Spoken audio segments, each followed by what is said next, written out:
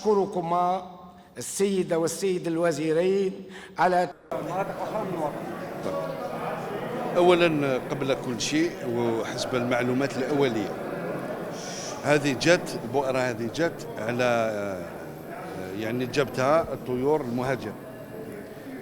كل الإجراءات قد اتخذت من على مستوى مصالح البيطرية ومصالح الغابات. ثالث شيء يعني 2000 حيوان معني أو مخيوس قد تم يعني لا ديستريكسيون تاعو القضاء عليه.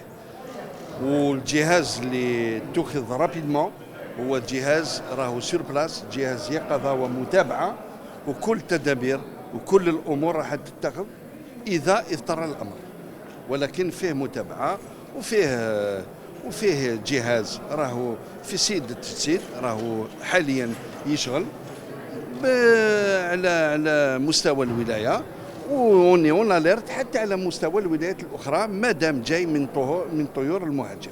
وبالنسبة للمواطنين لازم نوضح باللي هو ما يعديش المواطن،